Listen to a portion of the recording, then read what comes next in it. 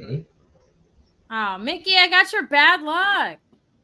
No, I think you're good. I think it's think live. it's live. We're good Yep, now. good. It wasn't live on my end, but hey, Tuesday.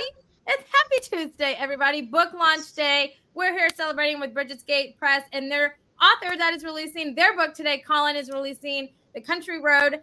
And I'm just excited for the celebration.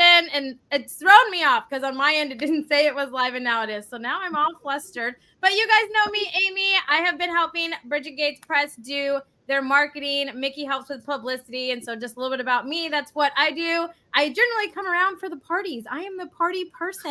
And I always have so much fun celebrating. And today we're celebrating Colin. So that is who I am. And I don't know who wants to introduce themselves next, but I'm going to mute myself and turn it on over to you guys. All right, let's do Colin next. Okay, so I'm Colin Leonard. I'm a horror writer from County Meath in Ireland, which is the place they say we started Halloween. So that's our claim to fame. And oh, there's Elizabeth Leggett. So Brigids Gate Press were so cool in publishing my debut novel, Country Roads, and it's very exciting, and I'm delighted to have it out. And over to you, Stephen Heather. All right. Well, I'll let you talk. You're much better. We're Heather and Steve. We're Brigids Gate Press, and I see Elizabeth's joined us. She's done the cover of the book, Country Roads.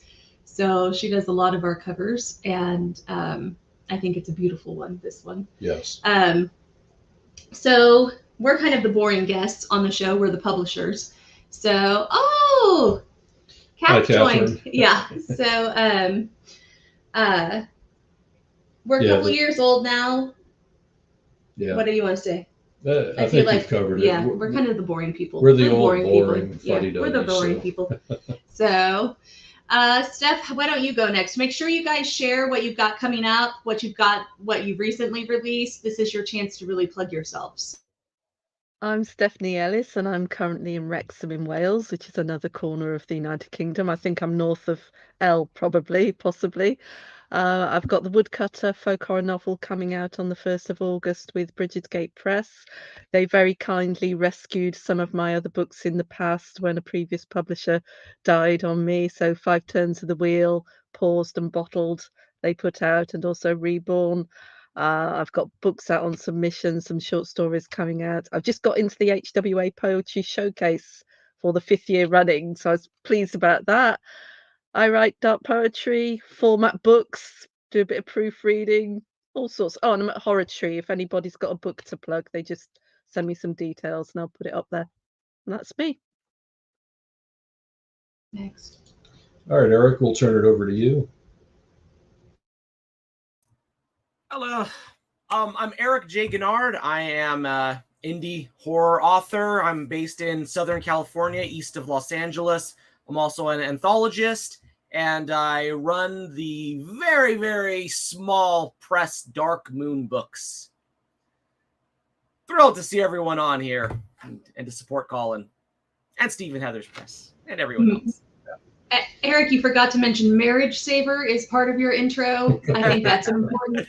More important than anything else that I've done is Marriage Saver. Yeah. I'm gonna put a little halo above me. Yes. There you go. Yeah. A virtual reality halo to add on. Mickey, your turn. Sorry, guys. Hi, I'm Mickey. I'm the owner of Creative Edge Publicity, but really my label should be Amy's Wingman, because whenever she's here, I'm here, and that's just how it goes.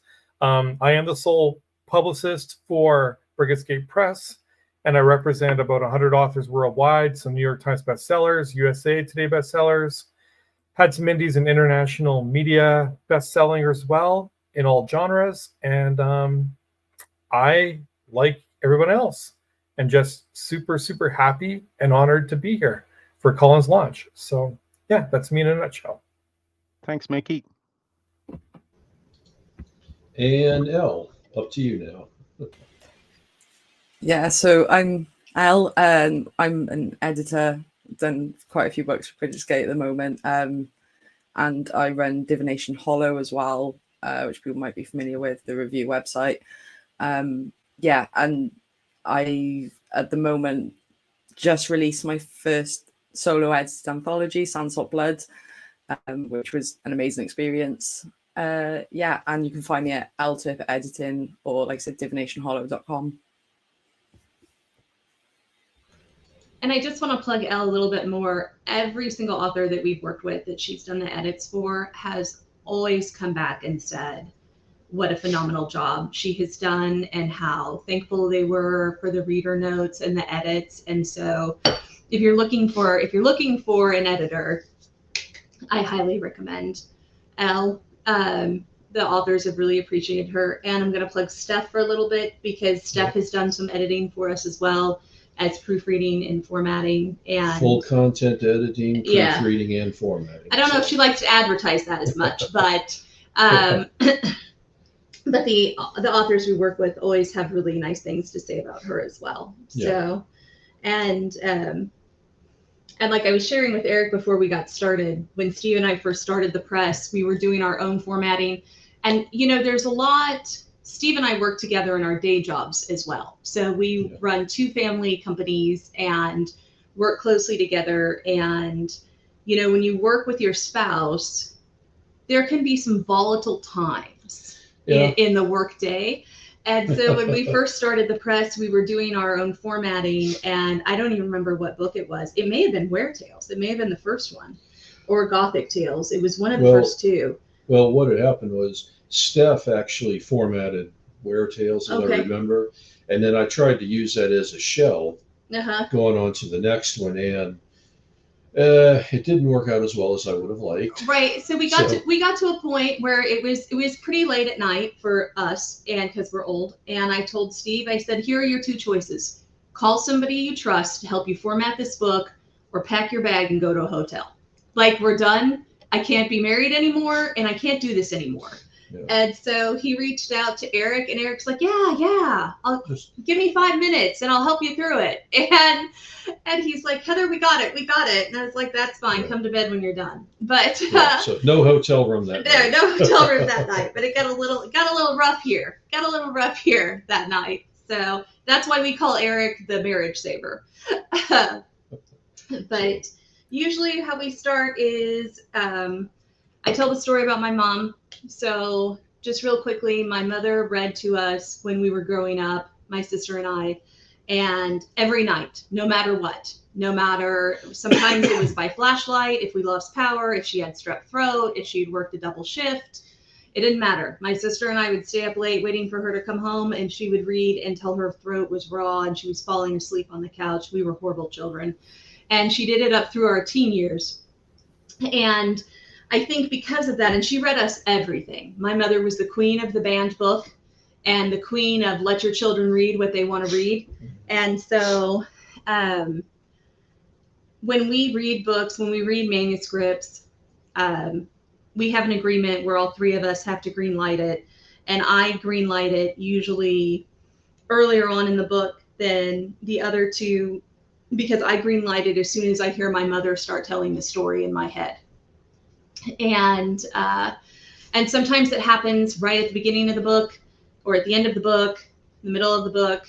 But that's when I say, hey, I'm going to greenlight the project. I always finish reading them, but that's when it starts for me, is when I hear my mother's voice. And we always have to chuckle, my son and I, because she'll oftentimes, there's been several times where it's been the very first paragraph of the book. She started and she goes, yep, we're doing this. And I'm like, where are you in the book? And she goes, chapter 1. I'm like, okay, you have to read the whole thing first. I read the whole thing, but I know when my mother starts narrating, I know it's a book, because I always want to publish books that I crave to read. Right. And so the good books that I read, my mother always narrates at some point in the story. And I highlighted that first one, but because I didn't want to interrupt it. I think you need the whole thing. Okay, I'm going to go ahead and read this because Heather can't see this part of the screen. But so, all right, so this is where she decided to greenlight the book. See this gnarled and ancient hawthorn tree. Its fruits consist of knotted socks, sodden gloves, crumpled sleeves, and stockings. These ragged offerings have rotted through the years with the weight of the prayers of the faithful, begging for recovery, for solace, for relief. Sometimes angels and saints might attend here to answer those prayers. Sometimes other cruel creatures gather to laugh at human frailties. And it was really that last sentence where my mother started reading in my head was sometimes other cruel creatures gather to laugh at human frailties. But I feel like you need the whole lead up to it. So to really get the power of that sentence. But that was it. So it was early on. That's chapter 1. It's the opening lines of the book. Yeah. But it read very much like, a fairy tale beginning. Right. There's this old tree. So it's going to have this folk element to it, which I love, as it turns out. So, and there you have it. And it was greenlit from there. I don't remember how quickly we answered Colin from that point, but it was a set deal. No, one of you took a long time to read it, I feel like, but right. Yeah. So that's when I fell in love with it. But my mom, she did all the voices growing up. And so as I hear her voice narrating the story, I can hear her changing her voice for the different characters and her cadence getting slower or faster based on the pace of the book. And that's still true. I mean, my mom's still alive. Sometimes I talk about her like, this is a long time ago. She was just over here 2 days ago helping me unpack books. But we're book people, bookish people. Let me interrupt you real quick. So Connor's made it back to us, and Connor, let me go ahead and turn it over to you for a second to introduce yourself. Feel free to tell a little bit about yourself, what you're working on, what you've done, and what you've got upcoming. Yeah, sure. So sorry I'm late. Computer issues. But yeah, my name is Conor Sneyd. I'm an Irish author living in London. My debut novel, Future Fish, came out earlier this year. It's a very silly comedy, so very different vibe from Country Roads. But I am a big horror fan, so when Colin told me about the book, I was really excited to read it. So. And I'm in the middle of reading Future Fish at the moment. Oh, are you? It's brilliant. I love it. I'm glad to hear it. I'm glad you're enjoying it. So I think let's talk about folk horror. Okay. So Colin, you want to start with what inspired you to write this particular story? Well, partly is my surroundings. So as I told you guys, I live in County Meath in Ireland. Connor, you'll know where I'm talking about. And there's a load of just old gnarly trees, rag trees like the one that you described there at the start of the book. There's ancient burial grounds like Loch Crew that are 5,000 years old. There's old religious ruins. And there's just such a spooky vibe around. It's similar to where I grew up, about half an hour away. And then when I wanted to have a load of fun in my life, I moved to Dublin City and then everywhere else. But when I got older and I had kids, I wanted them to be able to come back and live in nature. So I moved back to County Meath. And as I say, it's hard not to be inspired when you're surrounded by that kind of nature and that kind of spookiness. And of course, there's a lot of different sort of characters around. So I did, which probably wasn't the smartest thing for a debut novel. I did a multi-POV thing with loads of different characters, but I kind of felt it nearly like walking into an old Irish pub where you never know who you're going to meet, and most of them are going to be a bit strange. I think that's one of the, I don't know if it's necessarily a key element, but I think one of the things I really like about folk horror is how it kind of falls back on the history of a place, but also you can take the kind of modern vibe of the modern people of a place and kind of marry them together. I mean, we live in Kansas, so I wouldn't say that we live in a very exciting historical place. I unless you want to count numerous indigenous people massacres. Like that's our claim to fame is, you know, when they were forced out of their lands into Kansas onto reservations and then forced out of Kansas to Oklahoma. Like that's, Right. we don't really have a pretty history here, but, Yeah. but earlier today I was telling someone I'm happiest when the house I move into is at least 50 years old. And they happened to be a friend of mine who lives in London who laughed and was like, I can't even think of a place that's as young as 50 years old within 5 miles of where I live. And I said, yeah, but you live someplace that's been around for thousands of years. And the history of my town's only 117 years old. Like Yeah, so a 50-year-old house is really old where I live. Right. Like it's one of the originals almost, but it's not, I mean, you can't beat, you know, Britain or Ireland as far as history or mythology. It's, you know, so maybe that's why I like it so much. I live in such a young place, you know, where all of our institutional memory is just horror, massacre, and forcing people off land. Right. There's nothing really romantic or superstitious or exciting about it. Right. It's just gross. But I do love folk horror, and I love how you can set a folk horror tale at any time in the past, in the future, in the present, Yeah. and it unfolds that kind of like mythic past feel. And I think that's one of the reasons I fell in love with this book so much is we've only been to Ireland one time, but right out of the airport, not far from the airport in Dublin, we drove past a tree in the distance that had all sorts of things hanging from it that from the car looked like rags and shoes. And I was like, what is happening? What have they done to this tree? And our driver was like, they said it was like a Brigids well tree. It was a tree by a well or a something. I can't remember now what exactly it was, Right. but he was like, it's a saint's tree. People go and they hang their things and they're like memories or mementos or prayers to the saint. And yeah, I can't remember now the whole story, but that was, so when I read that in the opening chapter, I was like, okay, cool. Now we're going to get to it. Now we're going to get to it. Well, all right. So now that we've brought up folk horror, that's one question I'd like to maybe toss out to everyone.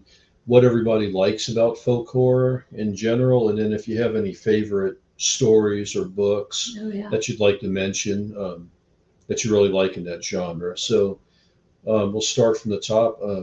Amy, we'll Amy, would you like us to put you on the spot, or we could go? We could go. You could go last, Amy. I'm gonna defer to Colin. I'm gonna just go on over here. Let Colin go we first. always do that to her. She's first. Poor Amy. All right, we'll Cool. start with Colin. Okay. Why do you think I always sit in the middle? Just FYI. There's so much folk horror I love, and particularly Irish cinema at the moment is really strong with horror, with things like You Are Not My Mother and The Hole in the Ground, which really they bring into the modern consciousness things like the changeling myth, and that's why I really like folk horror, I think, is because it looks back at these stories that are so old and have been told and embellished over the years and sticks them into a modern setting, and havoc ensues, as it were. Um, Even set back a little bit more, as you said, Brit or Heather, that it can be set in any time. Like I'd count Pat McCabe's The Butcher Boy as folk horror as well, which even though it doesn't have that many kind of mythical elements, it still ties into the religious and the colloquial and the grotesque as well. I find with Irish horror, there's a strong leaning towards the grotesque and the absurd. It kind of goes two ways, I feel, either that way or else the sad and ghostly. They're the two strains I kind of see in Irish folk horror in particular.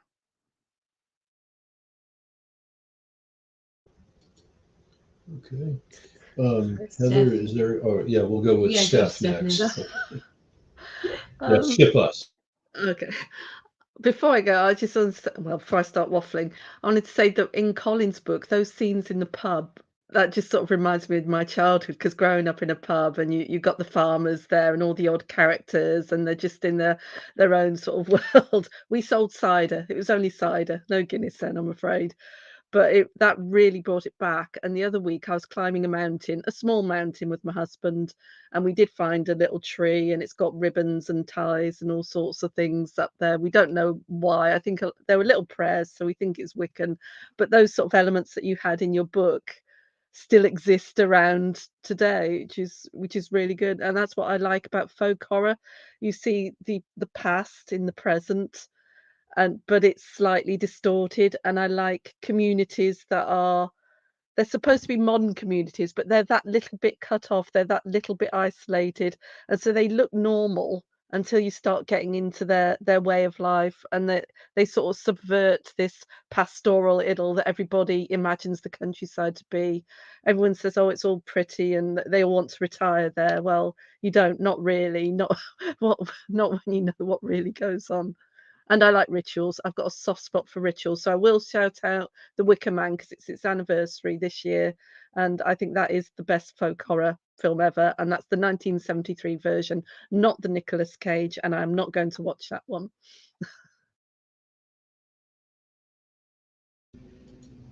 All right, Eric, we'll turn it over to you. I'm going to say my love of horror probably originates with a love of fairy tales and mythology, which just happens to come from those are some of the earliest readings that I was made aware of. So hearing those stories that took place in the jungles and in forests, where you have talking creatures and you have these morality tales and these cautionary tales that are life lessons. I mean, this is what, besides your parenting telling you what to do, these are also like the hints in life. Oh, there's a witch. She has no teeth in her mouth, but she has these beautiful red apples. You're like, well, she ain't eating those apples. There's something wrong going on here. And, there's a house made of sweets. Don't go in there and start eating. But all of those, it meant so much to me that I feel like as I've matured and aged, that I've always had a love of stories that touch upon folklore and that touch upon these very rich settings, these very rich works of atmosphere. So it's personally, it's something that I've always been drawn towards, and it's something that I compliment Colin on his writing. And I don't think I mentioned I've published a couple of his short stories myself that are both very, very heavy with dealing with old folklore and rituals. And just something about the way that he touches them speaks to me from a shared voice, but also from a very unique perspective. And the perspective may just be that it's an Irish perspective. And I'm so used to studying American lore and American mythology, or else old Germanic grim fairy tales types of lore, or British heraldry. So that personally is what I love. I love reading folklore literature. I was off the top of my head when you asked that question, I was trying to think of some good ones. The Only Good Indians by Stephen Graham Jones, I recently finished, was great. The Ritual, Adam Neville made it in the next Netflix movie, was phenomenal. I love Steve Raznik-Tem. He's also wonderful at very subtle writing, very quiet, atmospheric folk horror, which comes across in a lot of his short stories. But he did the Deadfall Hotel. And there is a wonderful trilogy of anthologies called The Fiends in the Furrows by Nose Touch Press, which masterful for modern short stories. So that's all I'm going to say on the matter. I'm going to pass the mic back to Steve and Heather. I agree. What, Mickey, you want to take a stab at it? You got a favorite folk horror? I'm going to try, but I mean, Eric stole my story and my example, so I can't use that. The thing about folklore and horror and all those elements, I'm all about longevity in anything I do. There's a reason why I listen to the Beatles. There's a reason why I read Batman. There's a reason why I read Stephen King. And I love folklore for the very same reason, is the longevity of it. The reason it's so has so much longevity and so much fame is folklore caters back to real life scenarios. And this might be a reach, but I'm going to use this. A lot of his stories, folklore stories, are all about the darkness of how people are. Snow White's a really classic example of that. The queen gets jealous, wants to become beautiful. Ironically, she ends up not becoming beautiful and then poisoning someone. That's real stuff. The other aspect of that is Beauty and the Beast. People are historically mean. They will mock and they will push away anything that's completely different from them. And that's why I love that story. Because at the end of the day, the girl loves the monster and the man at the same time. But society pushes that aspect out. And so from a real sense of horror from that aspect, people can be evil and they will rebel against whatever is changing and different. And so all of that, and I know I'm rambling, but all of that basically says to me, folklore horror can only be widely successful if it is able to incorporate all senses of what is real in society. That's my belief.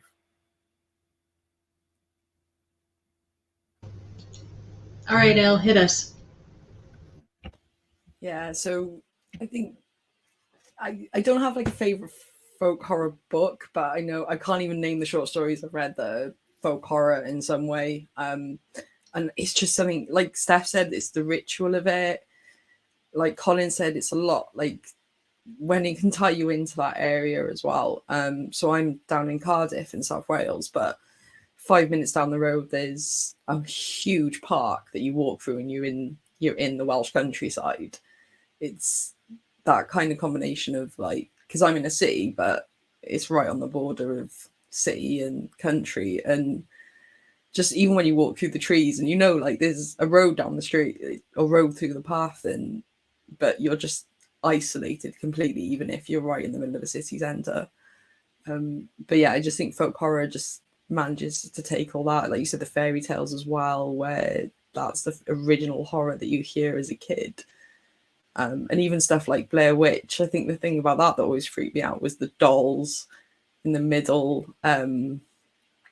Stuff like Midsommar, the way that you'd have this vulnerable character who just gets taken in, that kind of, when you come across that a lot in folk horror, like the cults and these isolated towns that are just, yeah. And it's weird coming from like a sort of medium-sized town where everyone knows everyone else. I think that's the other element I've always connected to, is that kind of, it's a community, but it's not a healthy community at all times. And when you get that outsider perspective into it, that's always drawn me in as well.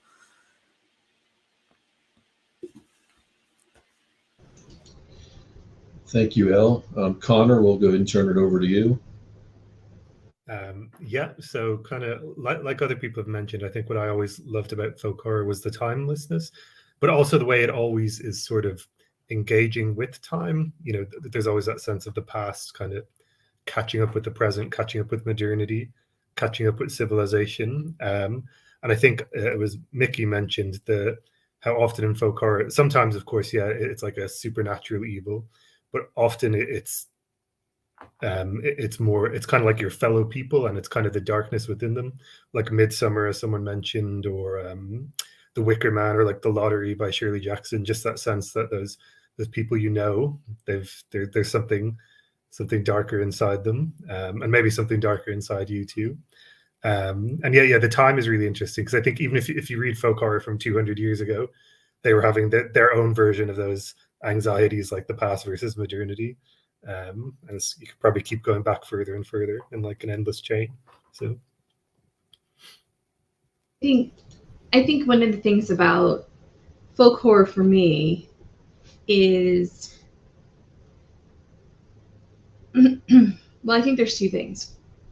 One is I get really creeped out by that kind of small, isolated community. And I suspect this really comes from my background as a Kansan, because all the communities here are small and a lot of communities in Kansas are isolated. Like, you can drive for a very long time. We joke all the time because I lived in Maine for a short amount of time.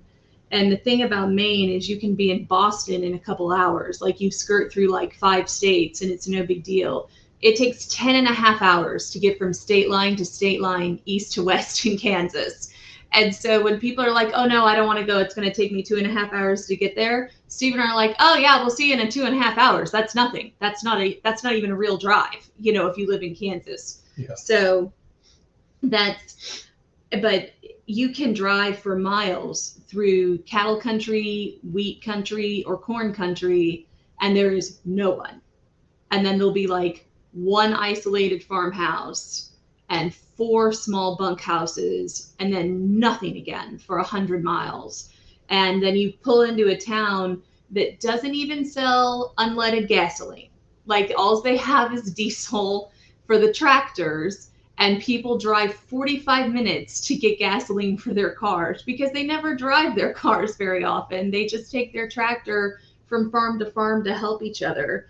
And so it's really easy for me to fall in that isolated country feel.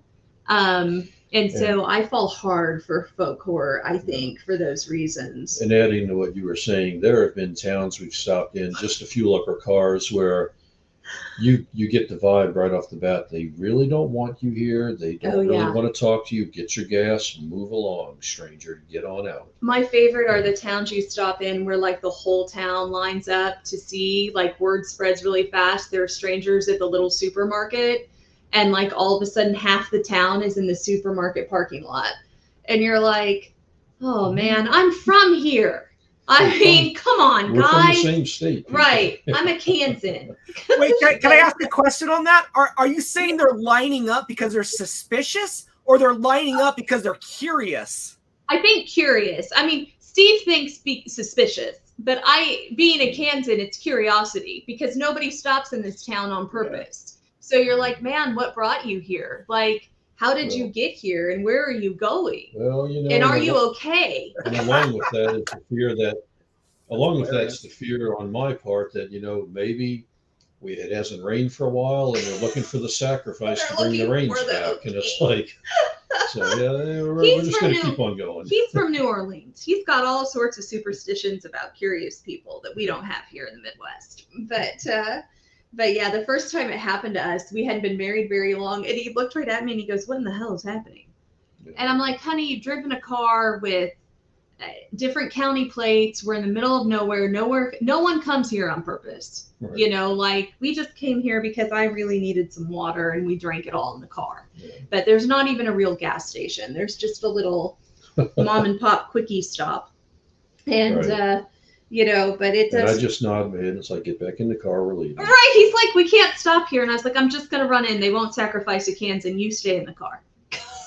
You're definitely in danger. But it is, I mean, that's kind of where we live, is small town America.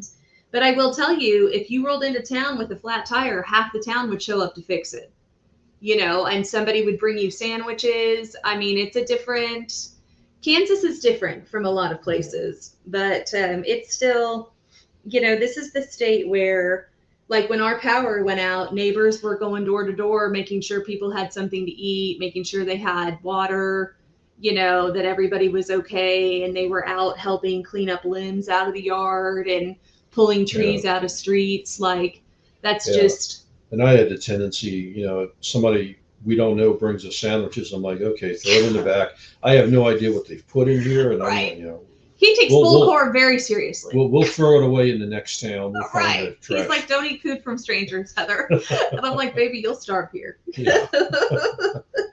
But yeah, so I think that's one of the things that I love about folk horror. And I think that's one of the things I'd forgotten about Blair Witch. One of the things I really loved about Blair Witch is that kind of isolated, creepy woods story. And those dolls creep me out because, man, Girl Scout camp, there was somebody who always left corn husk dolls.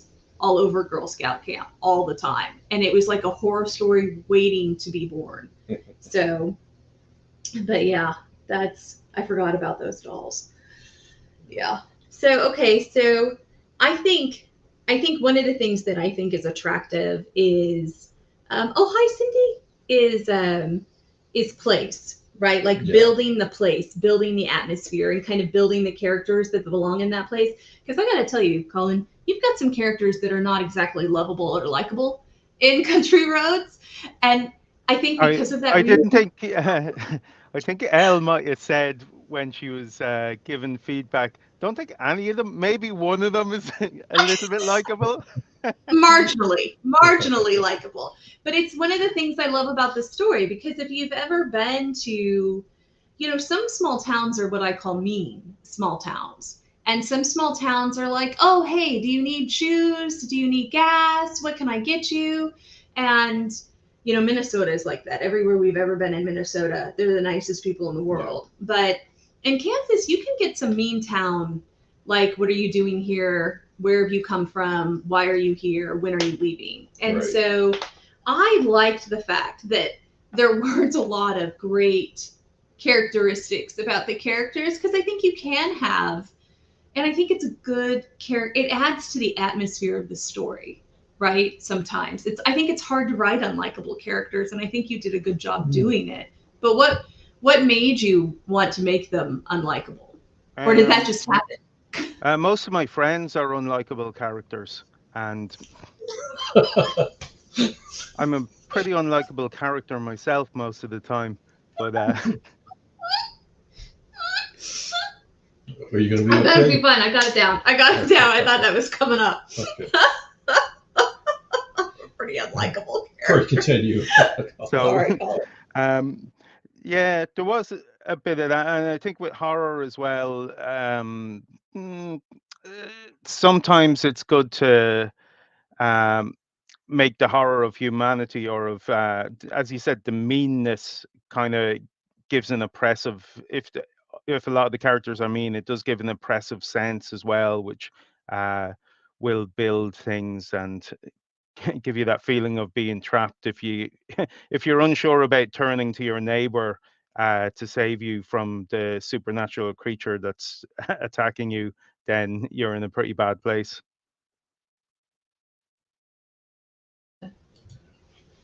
Okay. We'll excuse Heather for a bit. Work emergency there. So,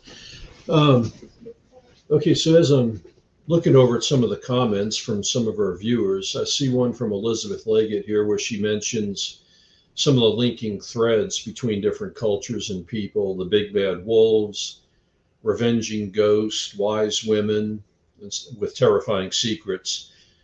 What are some of y'all's favorite tropes or elements like that? And we can link it just to those three and talk about those, but that would be the next question I'll talk out. I mentioned every one or throw out to you. So again, I'll go up to Amy. Would you like to start, or do you want to skip again?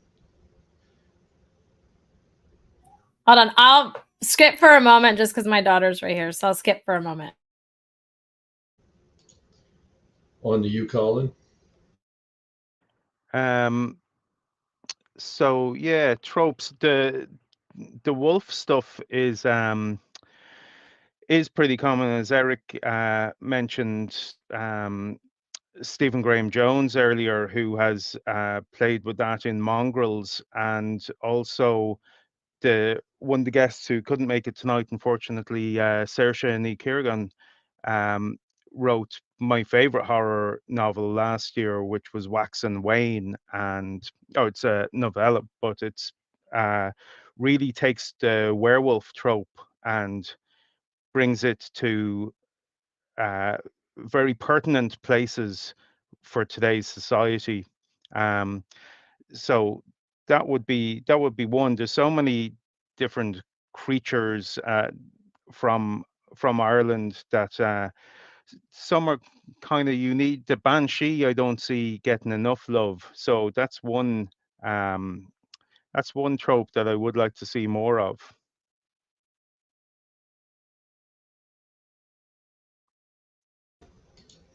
All right, Stephanie, on to you.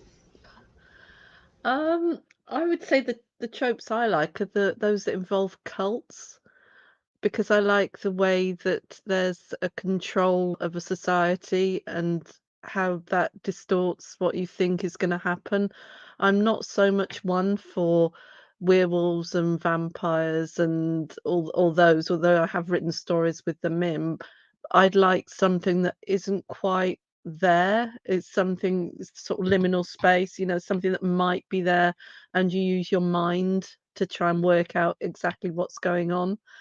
So it's elements of isolation. It's the atmosphere, the setting. It's those that draw me in rather than specific creatures, because I think the place itself is a character, and if you can create that sense of setting where you know that the land is in control, and I think Colin does that brilliantly with the tree and everything else there.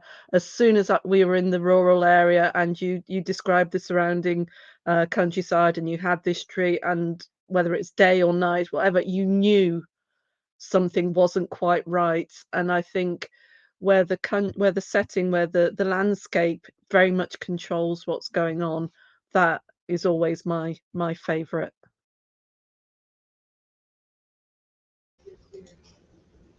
Your turn, Eric. I had to step out for a minute, so I don't know what the others may have said, so I might be repeating what has previously been discussed. But man, for tropes, I like the slow reveal of hidden beliefs or obscure beliefs from other individuals, where you're going into an environment and everything seems normal, but then there's some sort of a cult or a religious twist or just something that's going on underneath the surface. As Heather was mentioning, yes, thank you, Stephanie. As Heather was mentioning, it's kind of like that small town feel of Kansas, where everybody knows each other and the word gets around that somebody is crossing over, and all the rituals and all of the beliefs are suddenly just kind of like drawn back until that stranger goes through. But maybe that stranger or visitor does just happen to start to find something. One of the bigger tropes I love is talking animals too. Talking animals in folk horror is not done enough. I will never get tired of that. It's the voice of the animal. That's what I always want to hear is, what kind is it going to be? A very sophisticated voice of the cunning fox, or very sinister of a snake, or something wise as an owl. But man, talking animals in folklore mythology, that's a personal hook for me.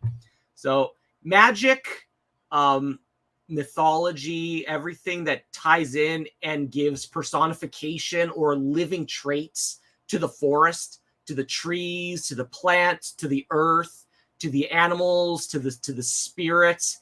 And then you have the everyman that walks into that environment, and it's his experiences and what happens to him around there that really, to me, that's a huge, great driving factor into a good story. Yeah, thank you, Eric. A lot of great things you mentioned there. Mickey, you have any things you'd like to mention?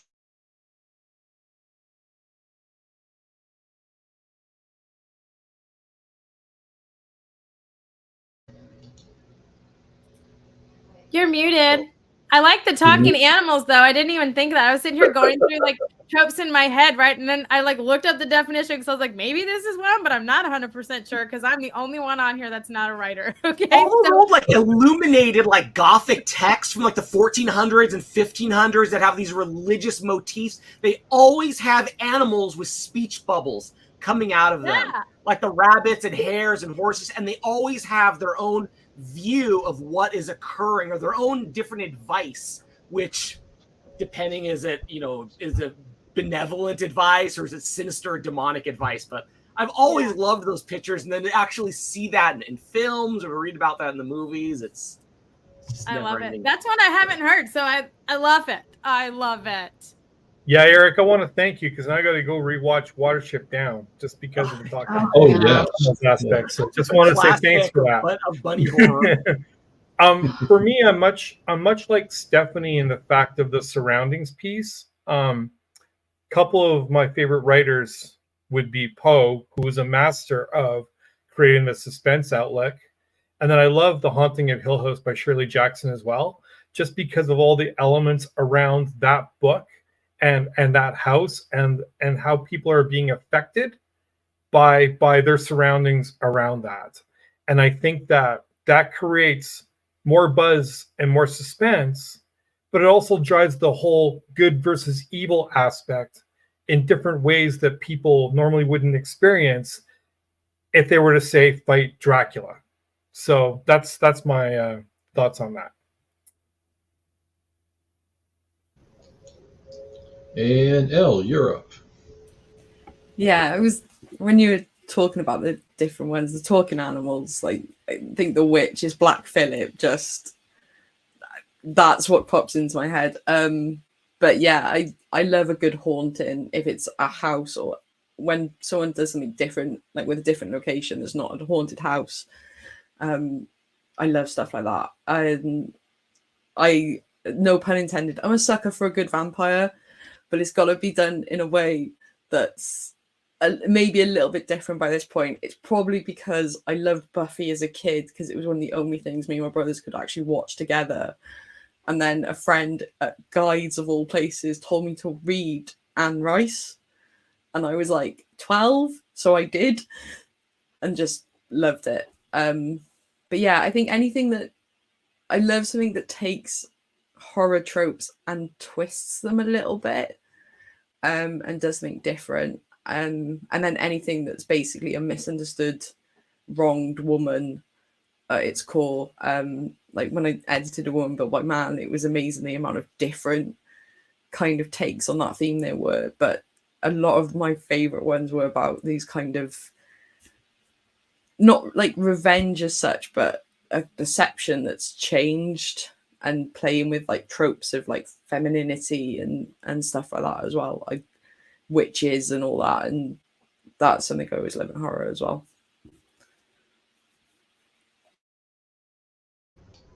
Favorite tropes. Favorite tropes. Connor, we're going to turn it over to you.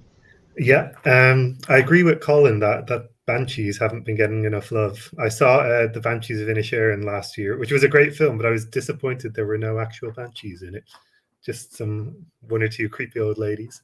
But my favorite is I'm a big ghost fan, and I like a sad ghost more than a scary ghost, where the ghost is more like it's like a memory or sort of like an imprint of some kind of horrific like historical event or something, maybe something we'd rather forget, but it's kind of coming back to remind us. A couple of years ago, I spent the night at this old farmhouse in County Kilkenny in Ireland. And it was this famine house where like thousands of people had died during the Irish famine. And of course, the owners said it was haunted. And I was like, well, yeah, I can imagine it is.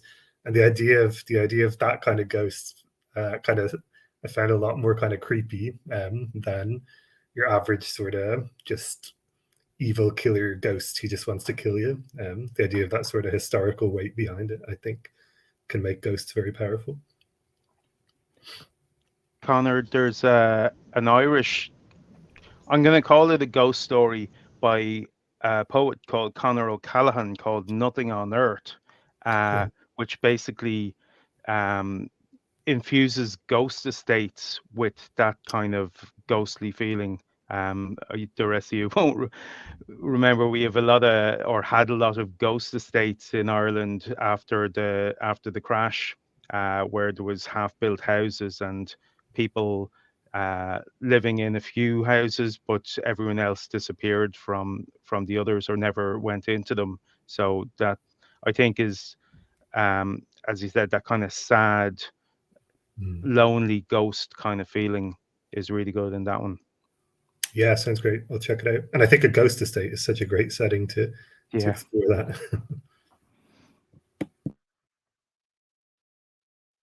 And I agree. I think we should have more Banshee stories. My great grandmother came over as a young girl during the potato famine. Our family could only afford to send 2 children to America. And she was 16 and she came with her 12-year-old sister.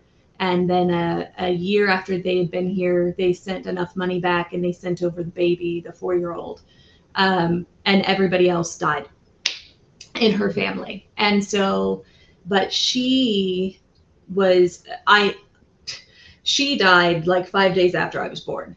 So I never met her, but her mother apparently told some wicked ghost and banshee stories that her mom had told her. And my grandmother told us, because my mother got her love from reading from her mother.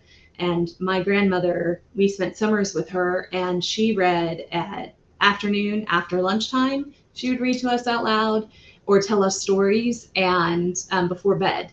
And she had some wicked ghost stories, but also some very creepy banshee stories, to the point where there was one point as a child, we were driving at night and we were driving parallel to a train track, which is everywhere in Kansas, and because of all the grain trains. But I woke up because I heard the train whistle was really close, and I woke up screaming because I thought it was a banshee who was wailing, coming for the car.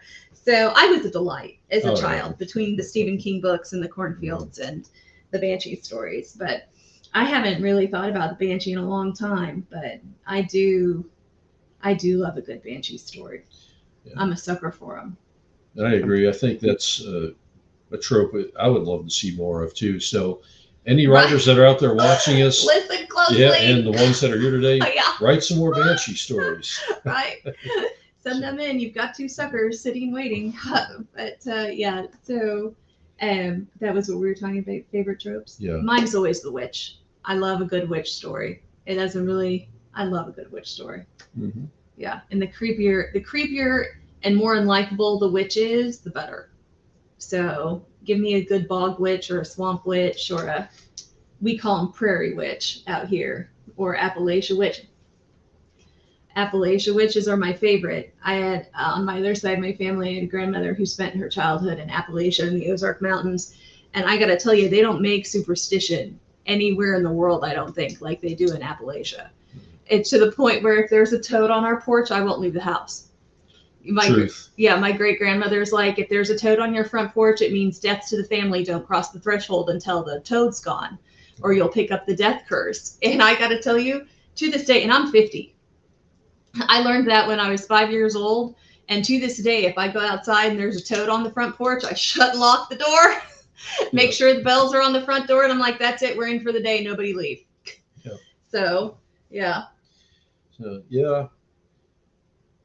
All of the tropes everybody's mentioned here, they're all ones I enjoy too. I really like werewolves. I've always been a sucker for werewolf stories or shape changer stories, which is why our very first anthology was focused on that. I love that kind of story. But also I've come to see with folk horror, and I saw this a lot in Stephanie's book, The 5 Turns of the Wheel. Mm-hmm. And it wasn't the main part of the book, but there is a bit of that idea in here, the clash between the old and the new. Yeah. The fact that, there's an outside world, the big world at large that's moved on. They've got all the modern technology, all the conveniences, but still in their midst, there's this old stuff that people have forgotten. And just waiting to be discovered, or like I said, people have just forgotten about, but it's still there and they don't realize its power. And I love that element too. The fact that there's all this old stuff just beneath the surface that we don't even realize. Yeah. So. I agree. All right. So let's talk about, Colin, let's talk about the book a little bit more. So one of the things I love about the book is the setting. I feel like the setting is almost its own character in the book. Like sometimes when I read books, I think about what it would be like if it took place someplace else, like in a different world or a different place in the real world. And I got to tell you, I can't imagine this story being told anywhere outside of Ireland. I mean, you could, and maybe it's just my American impression of Ireland, because, you know, Ireland is this kind of cool mythical place that our family's from. And I'm sure maybe you don't feel that way about Ireland if you grow up there, but you know, as an American, you know, you're like, oh, you know, the cool place where great grandma crossed on a ship, you know, and came the to magical place with fairies and leprechauns and all that. Yes, all that good stuff. yes, and the banshee. And the banshee. Yeah. So, like, I feel like the setting of this book is almost like its own character. Like it's that important, the setting of the book.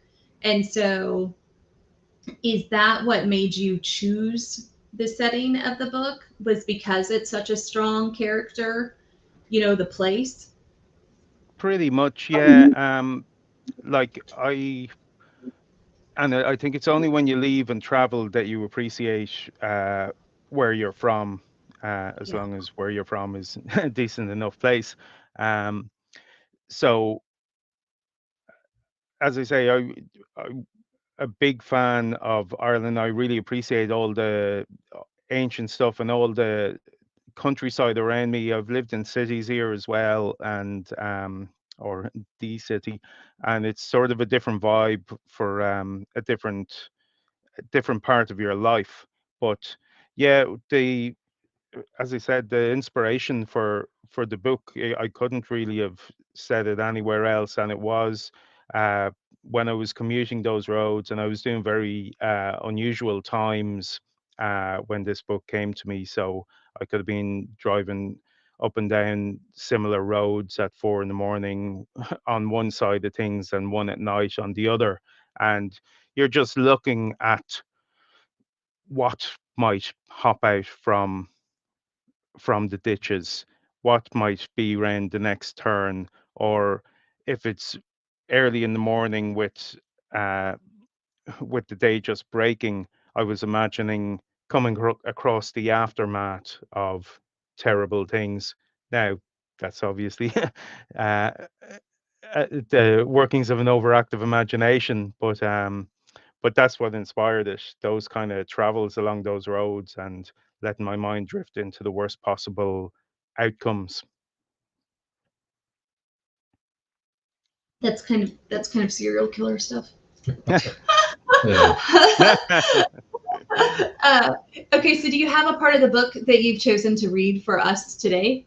Yeah, I do, and it kind of relates to what I was saying there about the aftermath of terrible things, which is another trope I like in horror.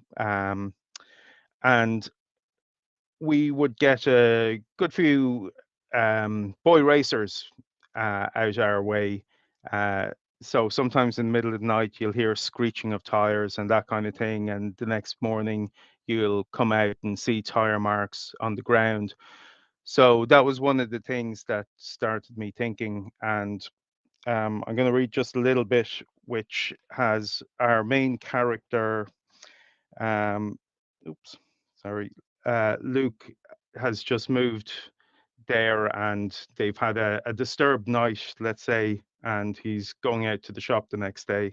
So um, finally, he turned on the engine and pulled out of the driveway.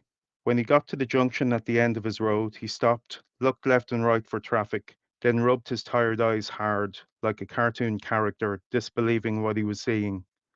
The first thing he noticed was the blue Honda Civic facing the wrong way on the road. It took him a moment to register that it wasn't moving, and despite the secretive tint of the windows, he was fairly sure nobody was in the car, at least nobody sitting upright. The other thing causing him confusion was the amount of crows on the road as he approached. Most had scattered as he got close, but a few bravely or greedily alighted back down to pick at things in various places. The road was marked with the black residue of tire marks, the evidence of the noise that had kept his small family awake last night. But there were also red marks that seemed to follow the tire tracks, a scarlet trail intermingled with the black, crossing it over in places and congealing in small piles here and there. It was these small piles attracting the crows.